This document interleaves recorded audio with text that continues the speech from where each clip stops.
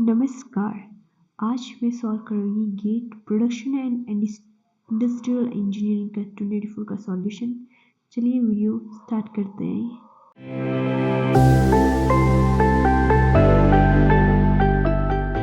Question 2 में हमें पूछा गया है कि द 15 पार्ट्स आर गिवन और उन्हें इस तरीके से पेंट करना है कि जो एडजेसेंट पार्ट है वो सेम कलर उसमें ना आए, मतलब एडजेसेंट साइड्स इस तरह के होने चाहिए कि कलर मैच ना हो।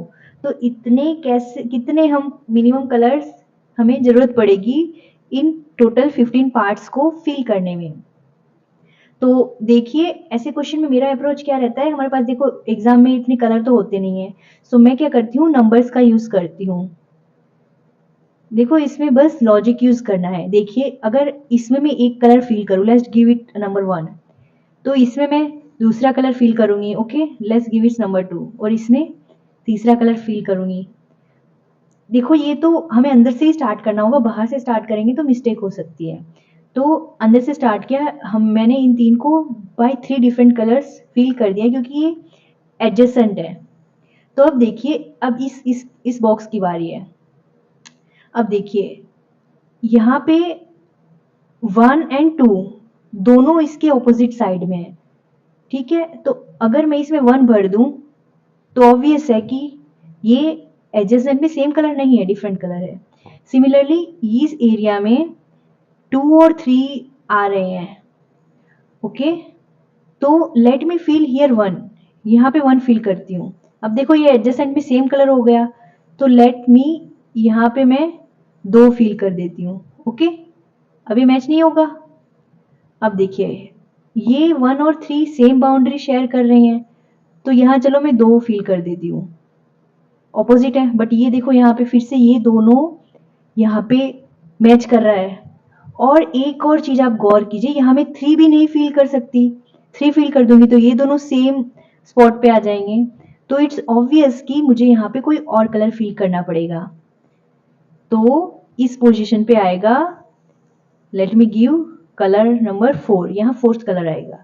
अब यहाँ देखिए 1 एंड 2, तो देखिए इनमें से मैं कोई कलर भर सकती हूँ, ऑब्वियसली हमें दिख रहा है 3 ऑपोजिट में है, और यहाँ अगर मैं 3 फील कर दूंगी तो ये सेम नहीं होगा। तो देखिए यहाँ तक हमने टोटल 4 कलर फिल कर दिए हैं, मतलब जस्ट हमारा लॉजिक लगा के। ऐसे क्वेश्चंस में एबिलिटी में क्या होता है, हमारा लॉजिक ही चेक किया जाता है कि हम कैसे कर रहे हैं। अब टोटल 4 कलर फिल हो गए हैं। अब देखिए इस पार्ट में ओनली फर्स्ट की बाउंड्री लग रही है, तो मैं कोई भी कलर डाल सकती हूँ। Let me put 2। अब यहाँ पे मैंने 2 रख दिया, यहाँ पे 3 रख देती हूँ, बिकॉज 2 के और 3 एक ही बाउंड्री शेयर कर रहे हैं। अब यहाँ देखिए यहाँ 4 आ रहा है, 3 आ रहा है, लेट मी कीप अगेन 2। देखिए सेम कलर बाउंड्रीज में नहीं आ रहा, यहाँ पे 2 की बाउंड्री आ रही है, लेट मी कीप 3 अगेन। अब देखिए यहाँ 2 आ रहा है, तो यहाँ मैं 1 रख दूंगी। ऐसा रखना है, इनमें से ही रखना है, और ऐसे देखना है कि सेम कलर ना आए। अब ये यहाँ पे देखिए यहाँ पे 1 है, लेट मी कीप 2। अब यहाँ पे मैं 3 नहीं रख सकती, तो अगेन आई कैन कीप 1। आप चाहे तो 4 भी रख सकते हैं। देखिए ये एक एडजेसेंट बाउंड्री बीच में आ रही है, उसमें अलग कलर होना चाहिए। और यहाँ पे क्या रख सकती हूँ, 3। आपको लग रहा होगा 3 मैच हो गया, नहीं, यहाँ 3 इस एरिया और ये एरिया कोई कॉमन बाउंड्री शेयर नहीं कर रहा है, बस एक डॉट शेयर हो रहा है, और हमें डॉट के लिए नहीं बोला गया है, हमें बाउंड्री देखनी है। देखिए इसमें क्वेश्चन में दिया गया था बाउंड्री, तो यहाँ मैंने 3 फिल कर दिया। तो देखिए ये पूरा हमने 15 पार्ट्स को जस्ट बाय यूजिंग 4 कलर से हमने फिल कर दिया। तो इसका आंसर आएगा option A, by we only need minimum 4 colours. तो ये क्वेश्चन इस तरीके से सॉल्व होगा। ये बेसिक क्वेश्चन था, this will hardly require 20 to 30 second to solve this question. अब आगे बढ़ते हैं थर्ड क्वेश्चन की ओर।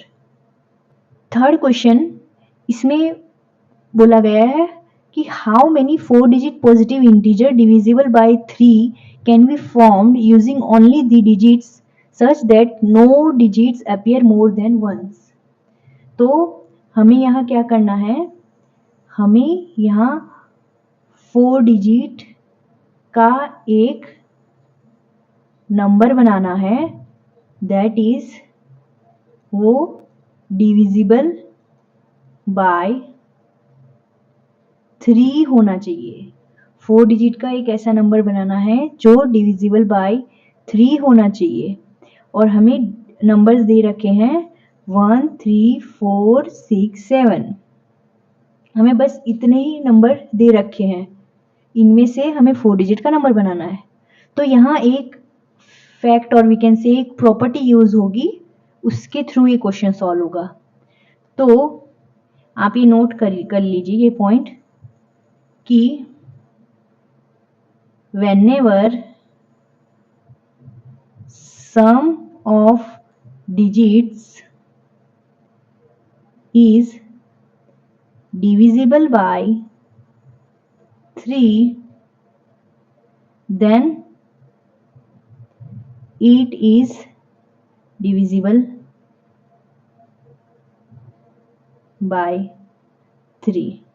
मतलब जब भी उन डिजिट्स का सम डिविजिबल बाय 3 होगा तो वो नंबर डिविजिबल बाय 3 होगा। ये कैसे देख सकते हैं? फॉर एग्जांपल 21 हमें पता है कि ये 3 के टेबल में आता है, दैट इम्प्लाइज 2 + 1 3, तो ये 3 से डिविजिबल है। 27 तो हमें ये पता है कि 27 भी 3 से डिविजिबल है, तो 27 is equal to 2 + 7 that is equal to 9, तो ये डिविजिबल बाय 3 है। तो ये एक प्रॉपर्टी है कि whenever sum of digit is divisible by 3 then it is divisible by 3। अब इस क्वेश्चन में हमें बस ये नंबर दे रखे हैं और इनमें से हमें हमारा नंबर बनाना है। तो इन 5 डिजिट को यूज करके हमें नंबर बनाना है। तो हम इसके कौन से कॉम्बिनेशन लें जिसमें वो उनका सम 3 से डिवाइड बाई हो? तो आप देखिए, पहले हम फर्स्ट 4 लेते हैं, 1 + 3 + 6 + 4, तो इनका सम क्या आ रहा है? 14। 6 + 4 10, 10 + 4 14, तो it is not divisible by 3, तो ये कॉम्बिनेशन काम नहीं करेगा।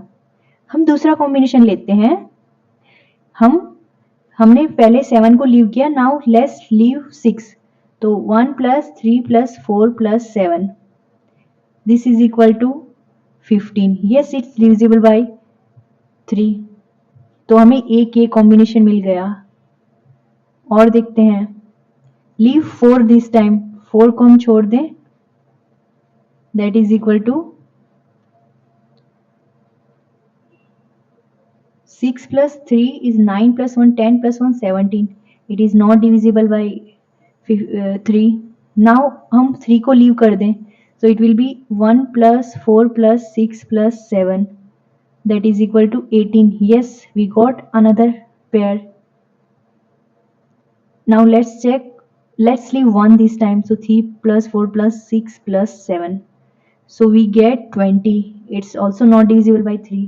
तो हमें दो कॉम्बिनेशन मिले, ये कॉम्बिनेशन है 1 3 4 7 एंड 1 4 6 7, हमें दो कॉम्बिनेशन मिले। अब देखिए, इन कॉम्बिनेशन के कितने भी मतलब इन कॉम्बिनेशन के 4 डिजिट के हम जितने भी कॉम्बिनेशन बना ले, that all will be divisible by 3। यहाँ तक पता चला आपको? हमें पहले ये कॉम्बिनेशन निकालने हैं, उसके लिए हमने ये फैक्ट यूज किया है, ये वाला फैक्ट, एक प्रॉपर्टी है, ठीक है, ये फैक्ट यूज किया। अब हमें ये दो कॉम्बिनेशन मिले। अब देखिए, अगर हम ये 4 नंबर का कॉम्बिनेशन लें, तो अगर हम 1 3 4 7 इसमें हमारा रख दें, तो यहाँ पे हम कोई भी डिजिट रख सकते हैं 1 3 4 7। सिमिलरली यहाँ पर भी हम कोई भी 4 रख सकते हैं। तो इनके टोटल वेज कितने होंगे? Here there are 4 ways, we can put the number here also 4। Yes, in question it is mention that, ये हमें गलती नहीं करनी, in question is mention that no digits appear more than once. ये statement आपको ध्यान रखना है, नहीं तो आप गलती कर दोगे। तो अगर यहाँ पे डिजिट रिपीट नहीं होंगे तो क्या होगा? यहाँ पे 4 आएंगे और यहाँ पे 3 पॉसिबिलिटीज आएंगी, बिकॉज नंबर रिपीट नहीं होना चाहिए। अगर यहाँ पे 1 आ गया तो ऑब्वियस है यहाँ पे 1 नहीं आएगा, तो 3 पॉसिबिलिटी होंगी। तो यहाँ पे 2 नंबर यूज हो गए, तो यहाँ पे 2 आएंगे, यहाँ पे 1 आएंगे। डायरेक्टली अगर आपने परम्यूटेशन कॉम्बिनेशन सीखा है तो आप यहाँ पे लगा सकते हो 4 फैक्टोरियल। इसके लिए ये हुआ 4 फैक्टोरियल। सिमिलरली दूसरे हमारे कॉम्बिनेशन के लिए भी सेम आएगा 4 फैक्टोरियल, और आप यहाँ से भी निकाल सकते हो 4 इंटू 3 इंटू 2 इंटू 1, तो फाइनल आएगा 4 factorial plus 4 factorial. This 4 into 3 into 2 1 is equivalent to 4 factorial. तो हमें दो कॉम्बिनेशन मिले, उनके दोनों के आएंगे 4 फैक्टोरियल प्लस 4 फैक्टोरियल। हमें पता है 4 फैक्टोरियल 24 होता है, तो 4 factorial plus 4 factorial 24 plus 24 that is equal to 48। तो हमारा आंसर आएगा 48। देखिए लॉजिक से किया हमने, बस एक फैक्ट यूज किया, वो हमें पता होना चाहिए, और कितने आसानी से ये क्वेश्चन हो गया। देखिए तो इस तरीके से क्वेश्चन सॉल्व होगा, तो इसमें 48 आंसर आएगा। 48 इज द करेक्ट आंसर। अब हम जाते हैं नेक्स्ट क्वेश्चन की ओर। क्वेश्चन 4, इसमें हमें दे रखा है कि the sum of the following infinite series is, हमें इस सीरीज का सम पूछा गया है। तो आप देखिए इस सीरीज में वैसे हमें कोई पैटर्न तो नहीं दिख रही, जैसे कि कोई सेम सारी सीरीज सेम ऐसे जाती होगी 1 plus 2 plus 3 plus 4 plus something हो, नहीं ये कुछ अलग दिख रहा है। तो आप इसमें से सेपरेट कीजिए सीरीज को, ध्यान से देखेंगे तो आपको पता चलेगा। यहाँ 2 है, 1/2, यहाँ पे 1/4 है, यहाँ 1/8, 1/16, तो ये क्या आ जा रहा है, तो देखिए तो हम इसे 3 पार्ट में डिवाइड करेंगे इस सीरीज को। पहला है 2 की और कोई सेम डिजिट नहीं आ रहा इंटीजर में, तो हम 2 को सेपरेटली लिखेंगे। फिर हम लिखेंगे 1/2 plus 1/4 plus 1/8 plus 1/16 plus dot dot dot. ये हमने एक सीरीज ढूंढी है इसमें से। दूसरी क्या आ रही है, ये बची हुई टर्म्स 1/3, 1/9, 1/27, तो दूसरी ये ऐसे बनेगी 1/3 plus 1/9 plus 1/27 plus dot dot dot. तो ये दूसरी, इन शॉर्ट हमने 3 सीरीज निकाली, this is first, this is second and this is third. हमने इसको 3 टर्म में डिवाइड कर दिया। फर्स्ट तो ऑब्वियस है, सॉल्व ही है, ये 2 है, लेकिन इन दोनों को हमें सॉल्व करना पड़ेगा। जैसे कि आप देख पा रहे हो ये सीरीज कुछ जानी पहचानी लग रही है, ये आप ध्यान से देखेंगे तो this is geometry series, similarly this is also geometry series. तो ज्योमेट्री सीरीज में क्या होता है, इसमें this is increasing by the same ratio, जैसे कि 1/2, फिर ये अगेन 1/2 रेशियो से इंक्रीज हो रही है second term. Similarly third term भी 1/2 रेशियो से इंक्रीज हो रही है। तो यहाँ पे रेशियो 1/2 आ रहा है और फर्स्ट टर्म है 1/2। ठीक है, ये जो दे रखा है वही मैंने लिखा है। और आपको ये पता होगा कि for mod of R less than 1 series की फॉर्मूला होती है S is equal to A/1 minus R। This is the formula. So अब हम इसको आगे सॉल्व करेंगे। तो हमें A मिल गया, R मिल गया, दोनों मिल गए, तो सेकेंड सीरीज में हम ये वैल्यू पुट कर देंगे। 1 माइनस R भी 1/2 है, that is equal to 1/2 divide by 1 minus half is half, that is equal to 1। तो इसकी वैल्यू आ गई 1। देखिए तो हमें सेकंड इसका आंसर मिल गया, दिस इज इक्वल टू 1। अब हम इस वाली सीरीज का वैल्यू ढूंढते हैं। ओके, सो अब सिमिलरली इसी तरह थर्ड वाली सीरीज 1/3 रेशियो से इंक्रीज हो रही है, 1/3, 1/3 स्क्वायर, 1/3 क्यूब, और फर्स्ट टर्म है 1/3। तो सिमिलरली यही हम फॉर्मूला लगाएंगे, as R is less than 1/3, तो S आएगा A/1 minus 1/3, that is equal to 1/3। 1 minus 1/3 आता है 2/3, दैट इज इक्वल टू 1/2, तो इसका आंसर आ गया 1/2, तो इसका वैल्यू आ गया 1/2। अब हमें क्या करना है, हमें सारी सीरीज के आंसर मिल गए, इसका 2 है, इसका 1 है, इसका 1/2 है, तो अब हम इन तीनों को ऐड कर देंगे, तो आंसर आएगा, पहला है 2 1 1/2, सो 2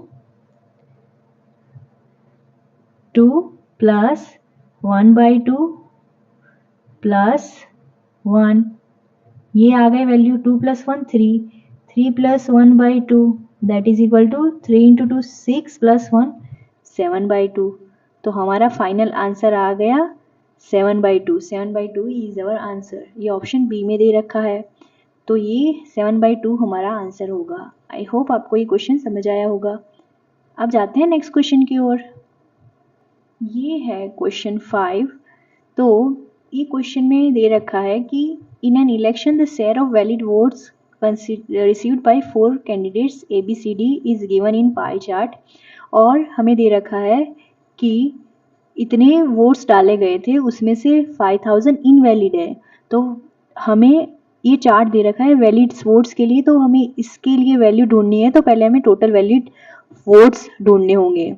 तो टोटल वैलिड वोट्स कितने होंगे, टोटल में से इनवैलिड हम सबट्रैक्ट कर देंगे, -5000, तो इसकी वैल्यू आएगी 1,10,000।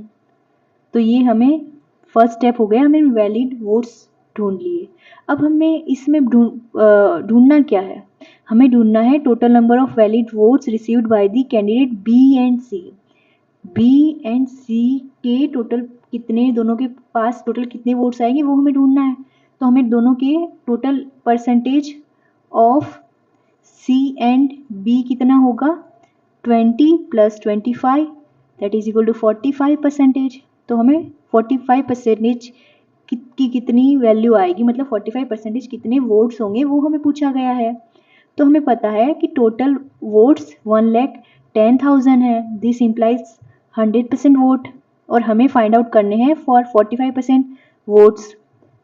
ओके, तो how many votes will imply 45%, तो ऐसे क्वेश्चन में हम इंटू 45 डिवाइड बाई 100 इसकी वैल्यू हम फाइंड करेंगे। लेट्स कैंसिल 2 zeros, तो इसकी वैल्यू आएगी दैट इज इक्वल टू 2 0 आ जाएंगे पीछे, and 45 multiply by 11, so we will get 0 45 45, so we get 5 4 plus 5 9 4, so it will be 495, so it will be 49,500 votes will be for B and C candidate. So B and C दोनों candidate को मिला के 49,500 votes मिले हैं total. So B is the answer 49,500। I hope आपको ये question समझ में आएगा। This was easy question. काफ़ी बार क्या होता है, हम क्वेश्चन देख के डर जाते हैं कि इतना ऐसा बड़ा क्वेश्चन है, but it was really easy question अगर आपने एक बार पढ़ा हो तो। अब नेक्स्ट क्वेश्चन की ओर मूव करते हैं। ये है क्वेश्चन 6। ये this question is of we can say English question, और we can say it's verbal ability question. So question है, thousands of years ago some people began dairy farming. This coincided with a number of mutations in a particular genes that resulted in these people developing the ability to digest the dairy milk. Based on the given passage, which of the following can be inferred? अब देखो इस statement में तो हमें ये समझ में आ रहा है कि बहुत सालों पहले जीन्स में म्यूटेशन हो रहा था, उसकी वजह से लोगों ने डाइजेस्ट कर दिया, मतलब सिस्टम ने डेयरी मिल्क डाइजेस्ट करना स्टार्ट कर दिया। ये हमें स्टेटमेंट अप्लाई कर रहा है। So let's read the option. पहला ऑप्शन है all human being can digest the dairy milk, इसका तो इससे रिलेशन नहीं लग रहा। No human being can digest the dairy milk, इसका भी इससे ये नहीं लग रहा, क्योंकि पैराग्राफ में तो कहा गया है कि डाइजेस्ट कर पा रहे हैं, तो ये तो ऑब्वियसली ये तो आंसर होगा ही नहीं। Digestion of dairy milk essential for human being, ये भी पैराग्राफ इंप्लाई नहीं कर रहा कि digestion of dairy milk is essential, it's not essential, mutation के कारण डाइजेस्ट करना चालू हुआ, इसमें एसेंशियल कहाँ से आ गया। ऑप्शन डी कह रहा है in human being digestion of dairy milk resulted from mutated gene. तो ये हमें देखो, ये हमने इन्फर किया स्टेटमेंट से, और यही ऑप्शन डी कह रहा है, तो ऑब्वियसली ऑप्शन डी आंसर आएगा। तो इस क्वेश्चन में ऑप्शन डी करेक्ट आंसर आएगा। Now let's move to next question. Question 7. The probability of a boy or a girl being born is 1/2 for a family having only 3 children. What is the probability of having 2 girls and 1 boys? हमें इस question में probability दे दी गई है कि ये boy और girl होने की probability इतनी होगी। So probability of boy is equal to probability of girl, दोनों की क्या है, हाफ दे रखी है, और इसमें कहा गया है कि फैमिली में ओनली 3 चिल्ड्रन होंगे, सो 3 चिल्ड्रन आर टोल्ड, एंड हमें प्रोबेबिलिटी पूछी गई है, probability of 2 girls and 1 boy, हमें 2 लड़कियों की एंड 1 लड़के की प्रोबेबिलिटी बतानी है। तो ऐसे क्वेश्चन, ये क्वेश्चन 2-3 टाइप से हो सकता है। पहले तो हम कॉम्बिनेशन ढूंढ लें, कॉम्बिनेशन क्या होंगे इसके। तो पहले तो 2 लड़कियां और लड़के में क्या होंगे, पहली लड़की, सेकंड लड़की, तीसरा लड़का, दिस इज 1, पहली लड़की, दूसरा लड़का, तीसरी लड़की, या फिर first boy then girl then girl. तो ये 3 केस ही बनेंगे, आप देख सकते हैं। तो दिस इम्प्लाइज 3 फेवरेबल केसेस आ गए, फेवरेबल केसेस। और हम सिंपल तरीके से देखें तो प्रोबेबिलिटी क्या होता है, probability is equal to favourable outcome upon total outcome. तो टोटल आउटकम क्या होगा, टोटल आउटकम होंगे सारे कॉम्बिनेशंस, जैसे कि बॉय बॉय बॉय, तीनों बॉय, तीनों गर्ल, या 1 बॉय 2 गर्ल, 1 गर्ल 2 बॉय, या 1 2 बॉय 1 गर्ल, 2 गर्ल 1 बॉय, और we can say boy girl boy और गर्ल बॉय गर्ल। तो ये टोटल 8 कॉम्बिनेशन होंगे। तो हम इसका आंसर आएगा 3/8। तो इसका आंसर आया 3/8। This was method 1। अब मैं आपको एक दूसरी मेथड भी बताती हूँ इस क्वेश्चन को। ये तो सिंपल हमने किया कि हमने फॉर्मूला लगा दी favourable outcome upon total outcome. Okay, अब हम मेथड 2 यूज करते हैं। मेथड 2 क्या हो गया, हमें ये पता है कि ये 3 हमें कॉम्बिनेशन पता है। ओके, सो इस क्वेश्चन को इस तरीके भी सॉल्व कर सकते हैं हम, combination is equal to boy girl boy plus girl boy girl plus girl girl boy, और हमें इंडिविजुअल की कितनी प्रोबेबिलिटी दे रखी है, 1/2, गर्ल्स की है 1/2, अगेन 1/2, सिमिलरली 1/2 1/2 1/2 प्लस 1/2 1/2 1/2, तो ये आएगा 1/8 plus 1/8 plus 1/8, that's equal to 3/8। So 3/8 will be the final answer. ये दूसरा तरीका है इसे करने का। आई होप आपको ये समझ में आया होगा। तो इसमें आंसर आएगा A 3/8। Now let's move to next question. ये क्वेश्चन 8 है that person 1 and person 2 invest in 3 mutual funds ABC. The amount they invest in each of the funds are given in the table. हमें 2 person ने mutual fund में invest किया है, वो दे रखा है, और हमें ये दे रखा है कि at the end of 1 year the total amount of person 1 gets is 500 more than that of person 2, कि पर्सन 1 को 500 ज़्यादा मिलेंगे पर्सन 2 से, and the annual rate of B and C is 15% each. What is the annual rate of return for the mutual fund A?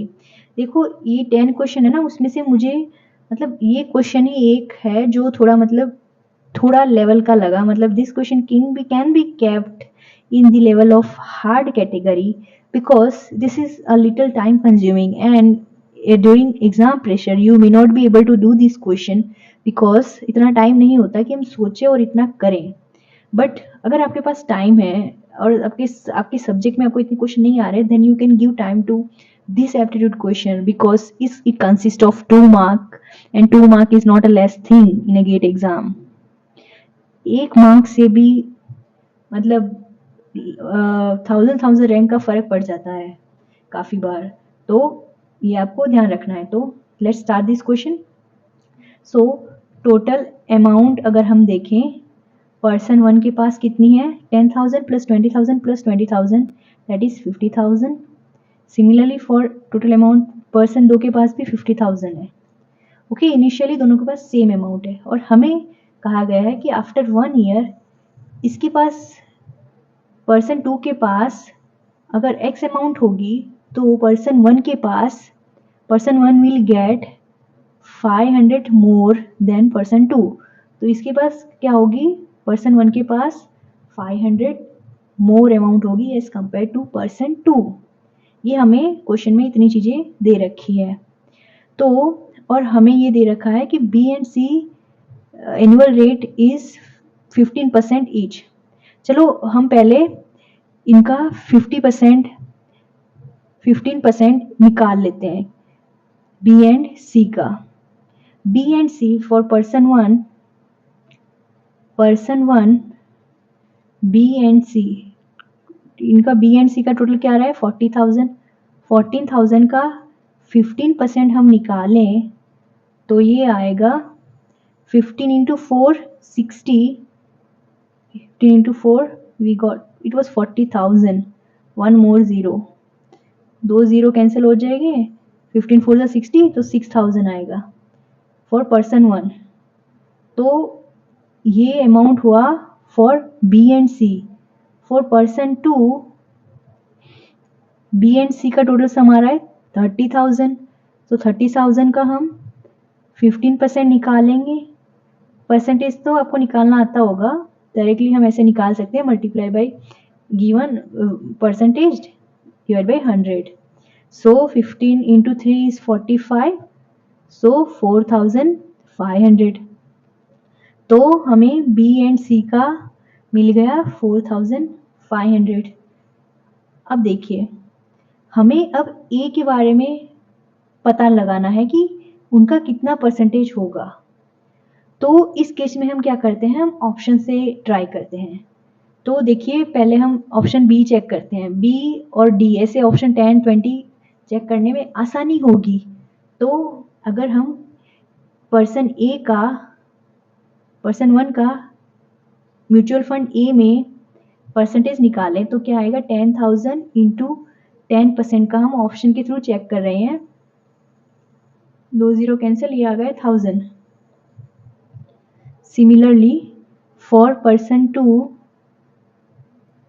ये आएगा 20,000 का 10%, 20,000 into 10/100, सो ये आएगा 2,000। अब देखिए अब तीनों ए बी सी के म्यूचुअल फंड के हम ऐड कर देंगे तो पर्सन 1 का आएगा 6,000 प्लस 1,000, तो ये आ गया 7,000। पर्सन 2 का आएगा 4,500 plus 2,000 that is equal to 6,500। अब ये देखिए फाइनल वैल्यू में पर्सन ए की 500 वैल्यू ज़्यादा है, तो ये तो हमें डायरेक्टली आंसर मिल गया। तो option B is the correct answer. इसमें अगर आपको डाउट हो तो आप 20% का भी चेक कर सकते हो। यहाँ पे हम 20% निकालेंगे तो यहाँ के 10,000 की जगह क्या आ जाएगा 2,000 आ जाएगा, मल्टीप्लाई कर दो 2 से फॉर क्रॉस चेकिंग। पर्सन 2 का आ जाएगा 4,000। अब हम इसका फॉर 20% निकालेंगे तो 6,000 plus 2,000 is equal to 8,000। Similarly 4,500 plus 4,000, तो ये आ गया 8,500। तो इसमें देखिए बी का ज्यादा आ रहा है 500, बट हमें क्वेश्चन में बोला गया है कि person 1 gets more 500 more than person 2, तो ये तो ऑप्शन बी में ही हो रहा है एट 10%, तो बी आंसर आएगा। आप है ना ऐसे क्वेश्चन में ऐसा हाफ सॉल्व करके फिर ऑप्शन से ट्राई करेंगे तो आपको जल्दी आंसर मिल जाएगा। देखिए हमने पहले ही बी एज्यूम करके चले और हमें आंसर मिल गया, और हमने डी से क्रॉस चेक कर लिया, तो हमें ये दो वैल्यू पे वैल्यू ढूंढनी ही नहीं पड़ी, तो हमारा टाइम सेव हो गया। तो आप ऐसे ध्यान दीजिए और इस क्वेश्चन को इस तरीके से सॉल्व करना है। पहले हमें जो दे रखा है उसे नोट किया, फिर हमने परसेंटेज निकाले for B and C, and हमने फिर ऑप्शन के साथ चेक कर लिया जिसमें हमें 10% पे जो पूछा गया था वो मिल गया। आई होप आपको ये क्वेश्चन समझ में आया होगा। This question carries 2 mark. हाँ, अगर आपको ये क्वेश्चन सॉल्व नहीं हो रहा है तो आप इसे एग्जाम में छोड़ सकते हो, बिकॉज ज़्यादा टाइम देना सही नहीं होगा। Now let's move to next question. ये है question 9, that 3 different views of a dice are shown in the figure. The piece of paper that can be folded to make this dice is. तो हमें simply यहाँ पे ये एक 6 sided dice होती है उसको मतलब ओपन कर दिया गया है और हमें पूछा गया है कि इसमें से कौन सा आंसर होगा। तो देखिए ऐसे क्वेश्चन होते हैं तो एक चीज ध्यान रखिए, ये मैंने खुद से एक क्वेश्चन सॉल्व किया तो मैंने खुद से ये डिराइव किया है कि आप है ना जो ऑपोजिट फेसेस होंगे उनकी पेयर बना लीजिए। कैसे बनाएंगे, देखो पहले 5 है तो इसमें 1 एंड 4 हमें एडजेसेंट दिख रहा है, 1 एंड 4 इसका एडजेसेंट है। सिमिलरली यहाँ भी 5 है, 2 एंड 6 हमें इसका एडजेसेंट दिख रहा है। तो कौन सा नंबर बचा, तो 5 का ऑपोजिट है 3। सिमिलरली 4 का अगर हम देखें 4 का तो 3 एंड 6 इसके एडजेसेंट है। यहाँ पे देखिए 1 एंड 5 भी इसके एडजेसेंट है। तो कौन सा नंबर बचा, 1 2, तो 2 का ऑपोजिट है 4। सिमिलरली अब क्या बचा 1, तो 1 के एडजेसेंट है 4 and 5, right it has 4 and 5। Similarly और हमें यहाँ 1 के बारे में और पता नहीं चल रहा, ठीक है, बट 1 अकेला ही बचा है तो ऑब्वियस है 5 का ऑपोजिट 3 है, 4 का 2 है, तो 1 का बचा हुआ लेटर 6 होगा।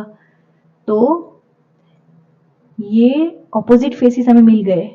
तो हमें डाइस खेलते वक्त इतना तो पता ही होगा कि अगर एक नंबर ऊपर आ रहा है तो दूसरा नीचे आएगा, एक राइट साइड आ रहा है तो दूसरा लेफ्ट साइड आएगा, मतलब ये कभी ऑपोजिट फेसेस वाले कभी साथ में नहीं आएंगे। तो अगर हम पैटर्न फॉलो करें 1 2 3 अगर ऐसे चलें तो देखिए 5 और 3 साथ में नहीं आ सकते बिकॉज ये ऑपोजिट फेस पे हैं तो एडजेसेंट नहीं होंगे। तो इसी कॉन्सेप्ट का हम यूज करेंगे।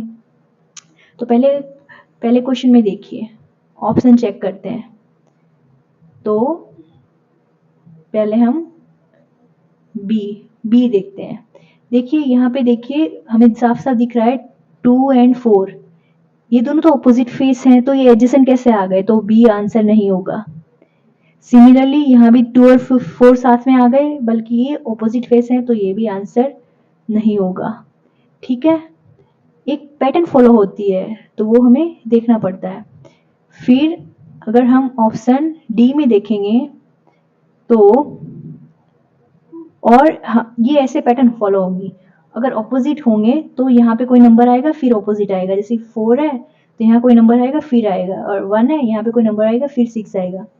इस क्वेश्चन में हम देखें तो यहाँ पे 1 एंड 6 के बीच में एक नंबर है, चलो तो ये कंडीशन थर्ड तो इसने सेटिस्फाई की है। 4 एंड 2, अगर यहाँ पे 4 है तो ऑब्वियस है यहाँ पे 2 आएगा, बट यहाँ पे 3 है तो ये आंसर नहीं होगा। So this is wrong answer. This is the very shortcut trick I am teaching you to do such question. तो तीनों ऑप्शन डिस्कार्ड हो गए तो A will be the right answer. अब इसमें हम चेक करते हैं, देखिए 4 यहाँ बच्चे बीच में एक डिजिट आ रहा है और फिर नीचे डिजिट, तो ये सेकंड कंडीशन सेटिस्फाई हो गई। फिर 1 है, इनके बीच में एक नंबर है, फिर 6 है, सेकंड सेटिस्फाई हो गई, और फिर मतलब 2 सेटिस्फाई होगी तो ऑब्वियस है थर्ड सेटिस्फाई होगा ही। सो ए विल बी आंसर। कितना आसान क्वेश्चन था लेकिन काफी स्टूडेंट से ये क्वेश्चन नहीं हुआ, तो आई होप आपको ये समझ में आया होगा। अब नेक्स्ट क्वेश्चन की ओर जाते हैं। क्वेश्चन 10, इसमें हमें बोला गया है कि visualize two identical right circular cones such that one is inverted over the other. So let's assume it and let's draw. One is inverted on the other. They share a common circular base. उनका base common है. If a cutting plane passes through the vertices, अगर एक plane को हम इनके vertices के through pass करेंगे तो आप ऐसे एज्यूम कर सकते हैं ऊपर से ये कट हो रहा है तो ऑब्वियसली इसका शेप ऐसा आएगा. Through the vertices what shape does the outer boundary of the resulting cross section make. तो ये कुछ ऐसा शेप आ रहा है. तो देखिए ये ट्राइंगल तो नहीं है, एलिप्स भी नहीं है, हेक्सागोन भी नहीं है, 4 साइड है तो कहाँ से हेक्सागोन होगा. तो ये रोम्बस. रोम्बस हम कह सकते हैं. रोम्बस मीन्स उसके साइड्स ऑपोजिट साइड्स पैरेलल होते हैं. I am not saying same, parallel. opposite sides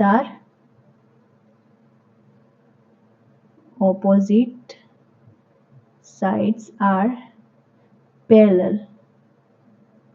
तो ये रोम्बस होगा. A will be right answer. Now let's move to next question.